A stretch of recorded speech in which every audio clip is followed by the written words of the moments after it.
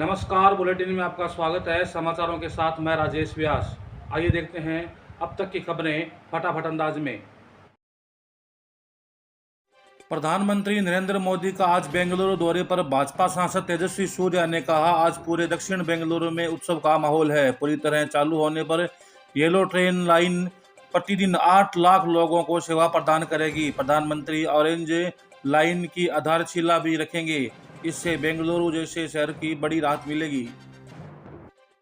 Well, the only people who deserve credit is the people of Bengaluru. The people of Bengaluru have been waiting for this Yellow Line metro to be inaugurated from a very long time. The Honorable Prime Minister has just landed in Bengaluru, and as you see, there is a festive atmosphere.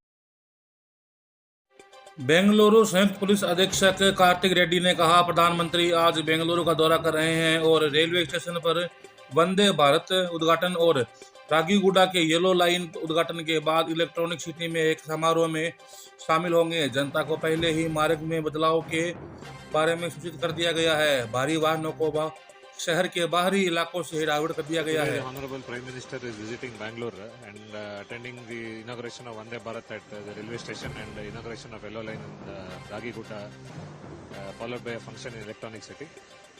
So the diversions with respect to have been already intimated to the public, and the heavy vehicles have been diverted on the outskirts of the city.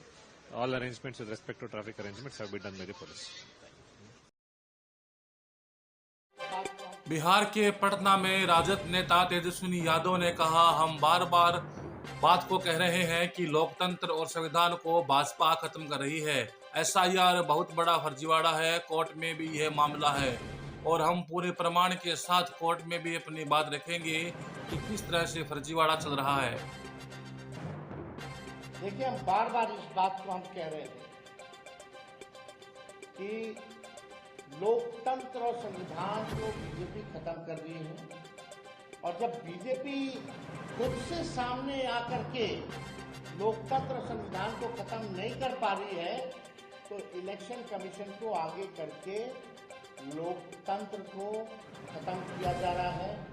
SIR बहुत बड़ा फर्जीवाड़ा है। ये बात हम लोगों ने कई बार जो है कहा, कोर्ट में भी मामला है, और हम लोग पूरे प्रमाण के साथ कोर्ट में भी अपनी बात को रखेंगे कि किस तरीके का फर्जीवाड़ा चल रहा है।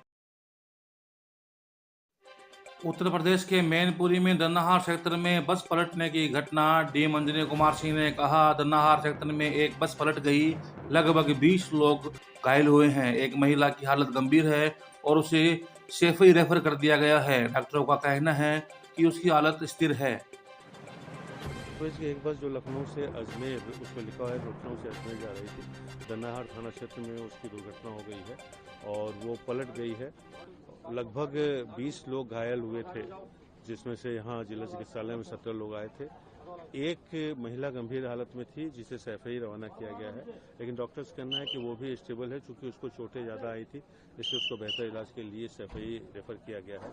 यहाँ जो भी घायल आए थे, जिनको छोटी मोटी चोटें थे, उन्हें यहाँ से मुक्त कर दिया गया है प्राथमिक चिकित्सा के बाद, और कुछ लोगों को ऑब्जर्वेशन में रखा गया है। सभी स्टेबल हैं। जिनको ऑब्जर्वेशन में रखा गया है उसको सुबह जो भी आवश्यक होगा, कुछ लोगों को हड्डियों में चोट आई है तो ऑर्थोपेडिक सर्जन जो निर्णय लेंगे वो इलाज किया जाएगा। अभी सब लोग स्टेबल हैं और सबको अच्छा इलाज दिया जा रहा है। अब तक के लिए इतना ही। बने रहिए हमारे साथ। नमस्कार।